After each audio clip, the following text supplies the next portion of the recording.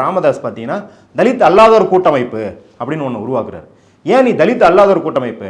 உனக்கு சமூக நீதி வேணும்னா தலித் மக்கள், பழங்குடியினர், பிற்படுத்தப்பட்டோர் எல்லாம் சேர்ந்தா தானே சமூக நீதி கிடைக்கும். ஆனால் எப்பயுமே பார்த்தீங்கன்னா இவங்க வந்து தலித் அல்லாத ஒரு கூட்டமைப்புன்னு கட்டுவாங்க. இன்னைக்கு வந்து ஒரு தலித்துக்கு எதிராக அவர் ஆணவ படுகொலை செஞ்சிருக்கான் அந்த பையன்.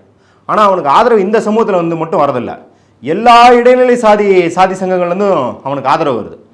காடு வெட்டின்னு ஒரு படம் எடுக்கிறாங்க, ஆணவ படுகொலையை ஆதரித்து காடு வெட்டின்னு ஒரு படம் எடுக்கிறாங்க. அதுக்கு ஆர்கே சுரேஷ்னு இங்கே மதுரையிலேருந்து ஒருத்தர் வேற ஒரு சாதி, அவர் என்னங்கிறாரு, காடு வெட்டி என்னோட சித்தாந்தத்தை சேர்ந்தவர், அவர் வந்து எங்கள் வீட்டு பிள்ளைகளை காப்பாற்றணுங்கிறாரு, அதை நான் ஆதரிக்கிறேன்.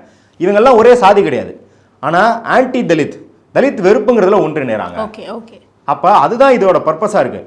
இது வந்து இவங்க இங்கே இருக்கிற இளைஞர்களுக்கு புரிய வச்சுட்டா, இங்கே இருக்கிற இளைஞர்களுக்கு டே நீ வந்து 1.5 இட்லி திங்கிற, இன்னொருத்தன் 10 இட்லி தின்ட்டுருக்கான்.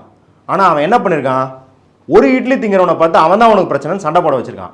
1.5 இட்லி திங்கிற நீயும் 1 இட்லி திங்கிற அவனும் சேர்ந்தீங்கன்னா 10 இட்லி உங்கள்கிட்ட திருடிருக்கான்ல, அவன்கிட்ட ஏகப்பட்டது வாங்கலான்னு புரிய வச்சுட்டோம் அப்படின்னா இந்த சாதி வரியெல்லாம் கலைஞ்சிரும். ஆனால் அதற்கு முன்னாடி நம்ம இந்த வேலையை வந்து டீப்பாக இறங்கி செய்கிறதுக்கு முன்னாடி கோபி சுதாகர் ஒரு இன்ட்ரடக்ஷனாக முதல்ல அவங்களுக்கு அந்த மோகம் போகணும் இல்லையா,